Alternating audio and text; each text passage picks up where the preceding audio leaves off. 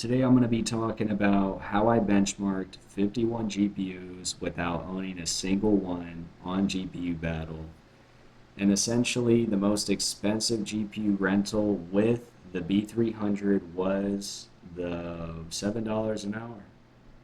That's it. I mean, it's mind blowing. I don't know how these cloud computing companies are making money right now. But essentially, I created this AI benchmark website to measure cards now with AI workloads because AI is becoming essentially what you're buying a graphics card for. In one of the last videos I talked about, gaming has already been solved. I mean, going from 100 frames to 120 frames, jumping a GPU generation isn't why you're buying the latest graphics card anymore. For the 5000 series, it really comes down to AI and AI workloads. So essentially, what this allows me to do is really create a good comparison and be able to be unbiased, right? Because you don't need to take any partnerships, anything. And essentially, identical workloads is the most important part.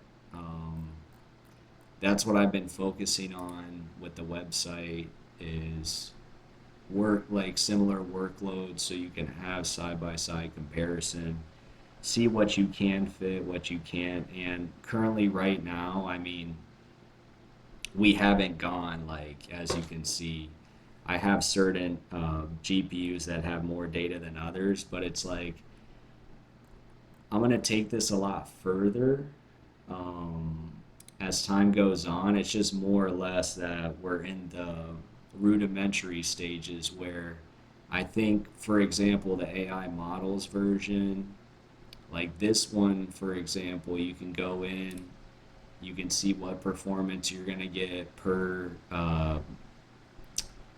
GPU or data center card for tokens per second, and this helps you a lot in understanding. Okay, this is the speed and everything, and I kind of know what I'm gonna do is like I'm gonna focus on the popular models, Qwen, DeepSeek, and I'm gonna go a lot more in depth on those when it comes to benchmarking. So then the open source. Um, Basically open source AI can become easily more understandable and accessible because I feel like currently it's a black box with everything, with cloud computing, you know, local AI rigs. What's even worth it right now? What's happening in the AI space? And GPU Battle is going to help people navigate the AI space when it comes to, you know, uh, personal compute, right? Where gaming, we have our gaming benchmarks, but it's like there's a certain point where we have surpassed what we need. There was a time where I had a 750 Ti and I was trying to hit 30 frames, and I had to get a 960. That was my upgrade from 750 Ti to 960, right? I think, the younger generation, I mean, they're blessed when it comes down to gaming. But yeah, for AI, now we're on a new paradigm, a new shift when it comes to computers as a tool. So we need a new platform. That's essentially what's going on here.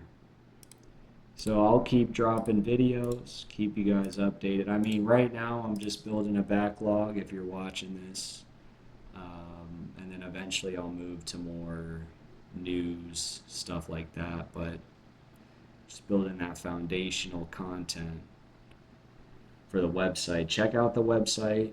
I thank you for watching this video, and let me catch you in the next one.